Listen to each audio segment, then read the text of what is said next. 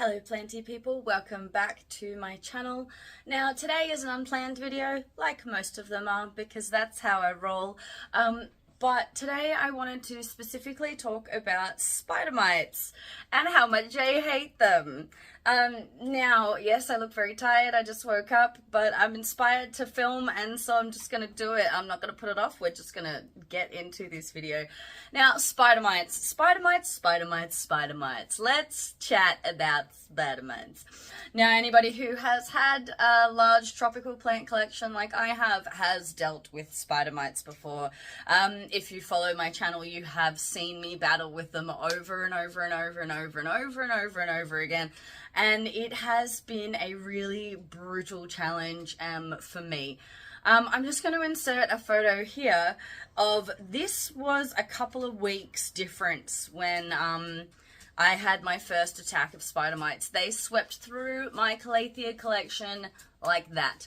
They just absolutely decimated them. I had no idea what was going on. I was really busy with work at the time, and I just had so many things on that I didn't really pay attention to my plants for a couple of weeks. I watered them, and then like suddenly they were just decimated. Like, it was so shocking how quickly and how much damage these bugs had done. Like, that's the thing about spider mites, is they can create so much damage so quickly, and it is just so shocking.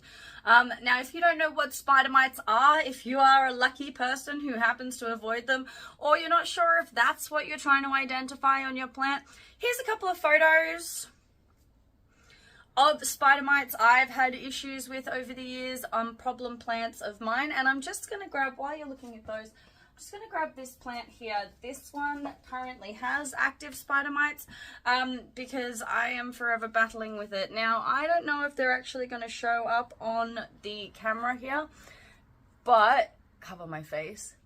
I don't know if you can actually even see them. They are these microscopic little, almost looks like dust on the leaf there. Like, it's so tiny. It looks like white little dust on the underside of the leaves. Like, this one is not very severe, which is lovely, thank goodness, because it means it's easier to treat. But here's some, like, the photos you saw before. Severe, disgusting, super gross. So what spider mites are, they are a small mite. They are part of a family of insects that I cannot pronounce, but that's the name of them. There are over 1,200 species of this insect. However, the ones that appear in our home are usually the same sorts of varieties over and over again because they're the ones that happen to enjoy eating houseplants. The types of plants spider mites are attracted to are mostly tropical, juicy plants. So I have had a lot of issues with calatheas, philodendrons, and even one of my orchids had a lot of spider mites, and they're the ones that I find have the most problems in my experience. Of course, other people probably have different experiences with spider mites, but the most common ones I see them attacking are philodendrons and prayer plants like calatheas and maranta and things like that. Because they just love that soft, juicy, tender leaf. It's really easy for them to just feed off.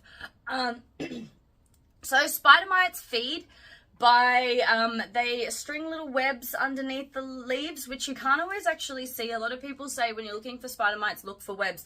But personally, I've actually never really been able to see the webs. Like, yes, they're there. Like, if I dropped flour over the leaf, it would catch in the webs and I'd be able to see them, kind of like in a spy movie going to see all the lasers. Then I would see them, but I couldn't see them with my naked eye. All I could see was the little white dots, which were the actual bugs.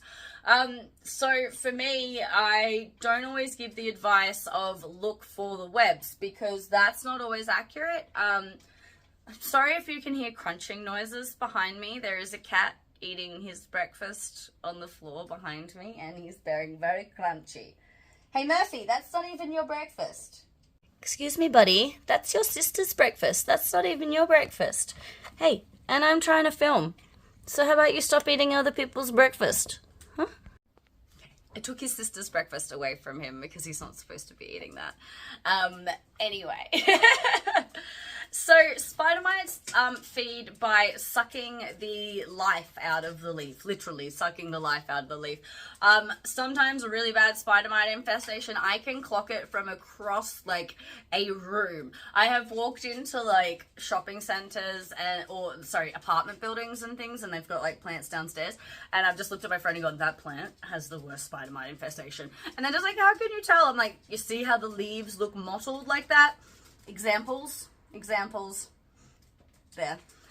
When the leaves look like that, it means that they have literally the life being sucked out of them by the spider mite underneath. So a lot of the time you can tell if you have a spider mite problem by the way the tops of your leaves look, and then you'll turn it over and it looks like you have like white dust stuck all to the bottom of the leaf, and especially in like the ripples and crevices of leaves. So for example, this rattlesnake calathea has had a lot of problems with spider mites because of the way that the leaves are kind of dimpled like this. The spider mites absolutely love to hide in those dimples. In fact, this one might have, oh no. See, I've just done a big prune and I've removed any leaves that had any visible spider mite damage because they look really ugly, and I wanted my plants to look good when I treated them, but it's looking really pretty now, so it's fine. But any of those plants that have little ripples, they love to hide in the ripples and under the veins, because the veins are the juiciest part to chew on. So spider mites are very quick working, very small, very hard to see. Sometimes I've been able to go, I need to treat for spider mites, and I can't actually see them, but I can see the damage on the top of the leaves, so I know that they are there. Now that's what spider mites are, but how do you get spider mites? How do they end up in your house to begin with? Honestly, they can piggyback off anything. They are so small and so minute that they can just travel around so easily. On a new plant, when you buy a new plant, that's why it's recommended to always quarantine your plants for about a week or 2 weeks. Then you can fully inspect them and clean them and make sure that they aren't carrying any nasties into your home. They can come in on your clothes, and I wish I was kidding. Like if you walk past said office covered plant like I mentioned before and it brushes against your clothes, and then you come home and you brush against your plants when you walk in the door, you can transfer them. They can transfer on your pets. For a long time I couldn't work out why different sections of my plants were getting infested when they weren't near each other. Turns out it was my cat, that little fluffy boy. He was transporting spider mites around the house on my behalf, which was very lovely of him. So spider mites, because they're so small and because they basically are like dust particles, they can travel so easily, and they will just sneak in, and once they're in, it's all over. They're gone. They just they spread so quickly and they multiply so quickly, especially if you have a large collection. They have a lot to feed on. So that's what spider mites are and how they get in your house, but let's talk about how to get rid of them. Now, treating spider mites. How do we treat spider mites? Honestly, if you followed my channel for a while, you know I have had a battle and a half with treating spider mites. I have gone through some very dangerous chemicals, like legal. My cat just broke 2 leaves trying to jump up on a chair and missing. Okay, this is for a friend of mine, so cool. Not so glorious now. Anyway, treating spider mites. So treating spider mites is honestly, it's a challenge. I'm not gonna lie to you. It is not something that is simple, especially when you have a collection like mine that is absolutely massive. It just is a lot of plants to try and treat in one go. So it depends on your collection size, and your physical capabilities depends on what I would recommend when it comes to treatment. So because I have so many plants, the couple of first options I'm going to recommend, don't bother. So if you only have 1 or 2 plants, or you've noticed one of your plants in a separate section to the rest of your plants, because sorry to spoil it, but if your plants are sitting together like this and you find them on one, very likely they're on all of them. It's just how they work.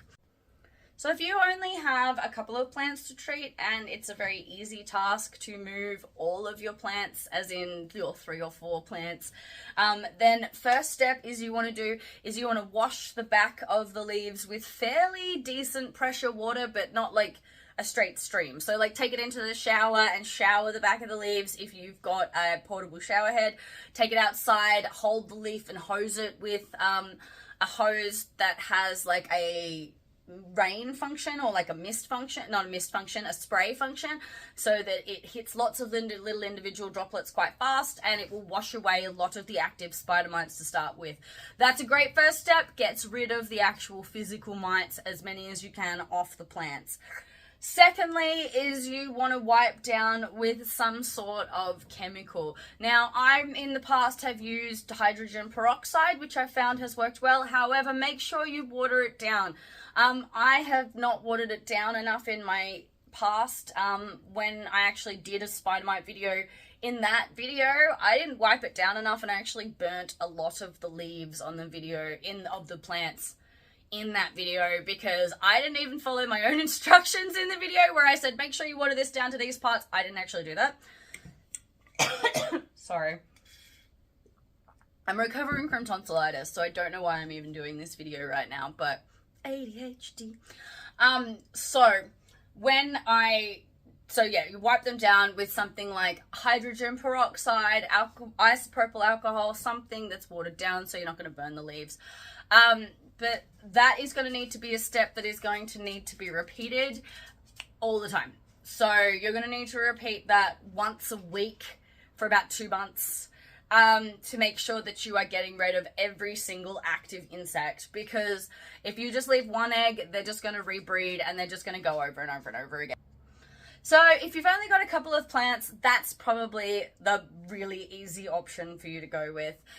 If you have quite a lot of plants, I personally don't actually recommend things like neem oil or poison sprays, because I was using the most toxic poison spray on the market, like the strongest one, and I still had spider mites develop resistance to that. So it was not mattering how many toxic chemicals I was using, I still had spider mites. And that was starting to affect and like put my health at risk, because those chemicals are so strong, and you have to carry every single one of your plants outside, and then you have to wear head to toe PPE, which is really hard to make sure you are doing correctly, and then you got to make sure none of the fumes are blowing back in your house, and then you have to make sure that the plants sit outside and air out for 24 hours, which when you live in a city that gets -5 degrees in winter, I can't do that with my tropical plants if they've got spider mites in the middle of winter. So I was really struggling with staying on top of the chemical treatments, because it just wasn't possible. And then so I was getting resistant mites that were just not caring about the really strong poisons. So now I actually strongly recommend predatory insects. Seems weird to fight fire with fire, but it's actually really, really amazing. So I've actually started ordering predatory mites called Californicus mites. I think I'm saying that correct. And they are these little amazing bugs. Hold on, let me just insert a clip. Look at them go, they're so cute. So they're these cute little bugs that have a predatory nature, and their natural instincts are eat the spider mites. So what I do is I'll order them, and I should have done this video when I had a tube to release and show you, but honestly they are so small and so hard to see, it wouldn't have really been much point. It's easier to just explain it. So when I order them from an Australian company called Bugs for Bugs, but there are lots of places to buy predatory mites. So just look up predatory insects or predatory mites or things like that within your local area. Some hydroponics shops can sometimes sell them, or at least recommend places to get them, things like that. Local garden centers sometimes supply them. It really depends on how big your city is. But anyway, yeah, so I get the predatory mites. They come in this little tube, and then they travel in like a sawdust. So they will come to my house in this little tube, and then I will just spread the sawdust out onto all of my plants. So even ones that I can't see having an active spider mite infestation, I will still put the sawdust on them that has the predatory mites, because I want to make sure that my entire collection is covered. Now, this method I find is really, really successful. One, in actually eliminating the mites. Like, yes, you have to repeat it a few times, but any treatment you have to repeat a few times. The best thing about this one is it's basically a set and forget. So I just release the mites, and then I come back in a week and I sweep up all the sawdust or vacuum up the sawdust, and it's done. I don't have to move all of my plants. There's no toxic chemicals. I don't have to spend time wiping the back of every single leaf down. I don't have to hose every single plant down. I have like 300 plants here. There is no way that that is possible with my disabilities to like do that every 3 weeks to make sure that there are no active spider mites. And plus, some of these plants are actually quite delicate. The leaves are quite sensitive. And so treating them that often can actually be quite damaging to them. And I don't want to damage any more of my plants with treatment. That just is such a counterproductive vibe. Wouldn't you agree? Like, why would I want to hurt them to heal them? Doesn't make sense. Make sense. So yeah, that's how I nowadays am treating spider mite infestations. I've come to come to terms with the fact that I'm probably always going to have them. They're probably always going to appear in my collection, and I'm probably always going to have to just order a tube of predatory mites every couple of months to just go through and clean out the collection, because I just happen to have a love for plants that are very, very attractive to spider mites. Having pests is part of just having plants. You can't actually avoid it. I spent so long trying to avoid ever having pests, and then I had to come to terms with the fact that that's not actually possible. We are bringing nature into our homes, and with that comes pests. Personally, I don't want to put more carcinogen style chemicals out into the world. I don't want to be adding really toxic chemicals to my household. I have a son with asthma. So for me, the predatory mites are the best solution. So if you've been struggling with spider mites, or you are kind of just starting to deal with them, that's my suggestion. I absolutely love predatory mites. I find they're very successful. They're very helpful. And yeah, that's how I have finally started to deal with my very, very intense spider mite problem that I had for about a year and a half.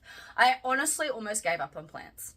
I honestly almost sold all the good ones with warnings, and I almost just completely threw in the towel, because I could not cope with the amount of chemicals that I was expected to use, the amount of physical labor I was expected to put in. I just wasn't coping, and the amount of times I was just having reoccurrences of the same pests, and it was just feeling absolutely helpless. Now, when I water, I just turn the leaves over and I check the backs of the leaves as I'm watering, just to make sure that I can't see any little active flecks of spider mite. I've gotten really, really good at detecting them now. Once you start to learn to spot them, you can see one and you're like, there's one, it's time to order some predatory mites. I think they come to about $30 a packet, which, yes, is more expensive than the chemicals over time. But you know what? To me, that's really worth it. My health, my ease, the reliability, and also I kind of feel a little bit like the Wicked Witch, just being like, fly, my pretties, hunt, eat them. Anyway, I think I've said all I need to say. If you have any questions about spider mites in particular, or predatory mites in particular, please let me know below. Predatory mites, they literally only last the life cycle of the feed. So if they run out of food, they die. So they fulfill their function, they live a full happy life, and then when they run out of food source, they've run out of food source. It's really lovely, kind of feels very poison ivy almost, just to use a natural solution rather than trying to use a toxic solution. Anyway, that's my thoughts on the subject. If again, if you have any questions. Thanks for putting up with my tired face. Thanks for watching this very random, unplanned, completely ridiculous video that just came out of nowhere. Hope you learnt something. Hope it's helpful. Please like and subscribe and keep growing like your plants. Bye.